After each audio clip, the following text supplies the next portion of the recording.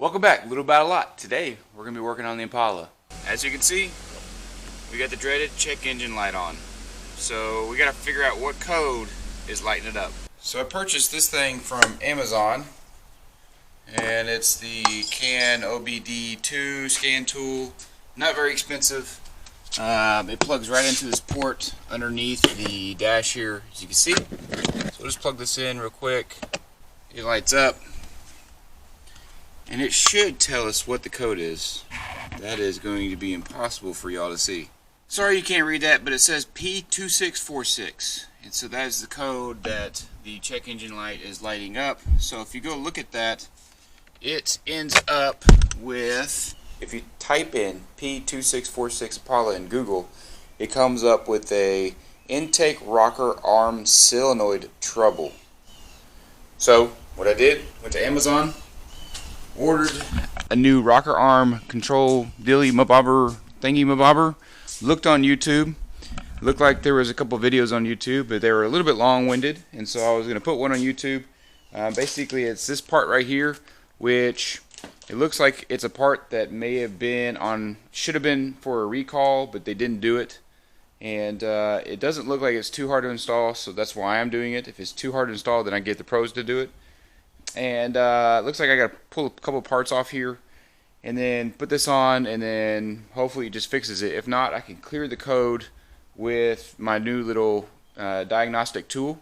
And so let's get to it, and then I'll kind of cover a little bit with what I did, what tools I used, how long it took me. The part is $120 on Amazon. It took about 3 or 4 days to get here. Sometimes, from what I heard, they're hard to get. But this is a 2014 Impala, has about 88,000 miles on it, and we just got to get it fixed because this is what my family drives.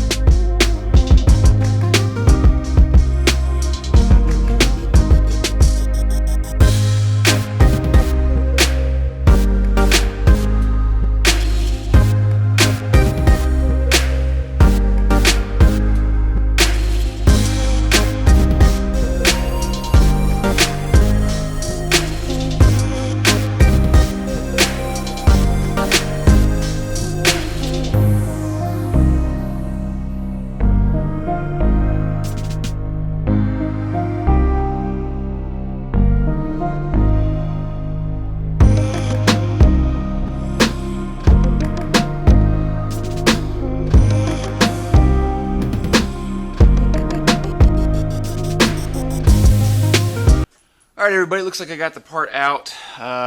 This is basically what it is. It just has a port here where one of the electronic gauges punch into it. It's got 3 screws on it, and then it's got these little jets right here. This one was pretty much falling out, and I don't think that's a good thing. I think it said something about if these things are out, you're going to have to change the whole cover, or at least go in there and look at, find them. But these 2 jets shouldn't be falling out. Looks like a little gasket here. I bet you that's what the issue was. I bet you it was this little port here, and it started registering a different viscosity. And so that's basically what this ends up doing.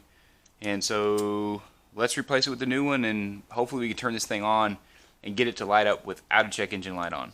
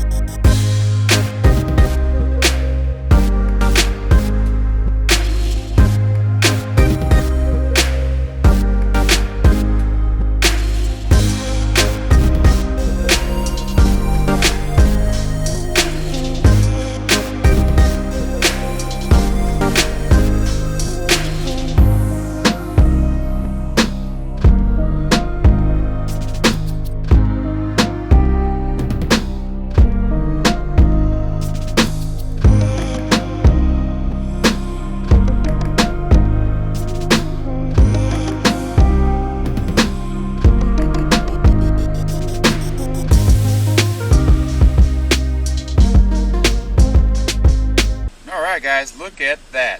So what I ended up having to do is I plugged in my little diagnostic tool here, and then I just cleared it out and it went off. And so I am fairly sure that I fixed it. It wasn't too hard, it wasn't too easy. I didn't get too dirty, so I mean that kind of shows you it's not that bad of a job. You know, some pointers here. I think in all, I mean, you got to remove. Let me turn you around here. You know, you have to remove the top plastic here, which is the cover, the little air intake deal here. You can just fold this up. If you are a little more froggy, you can get in there, and there's another screw in there. You can just pull this whole thing off. I ended up having to undo this thing, which is to this air intake deal here, and then I am having to do another one, which is just next to it. And then I unplugged another sensor on top of the block here, just so it gives me a little bit better access. And then there's one on the actual part itself that you're going to have to unplug. And then it does come with 3 screws. The 3 screws have this little black part on there. Make sure you leave that on there. Screwed it in. You know, it's kind of a tight fit. End up using this 10mm here. I end up using a T27 to take these off, and just a screwdriver here.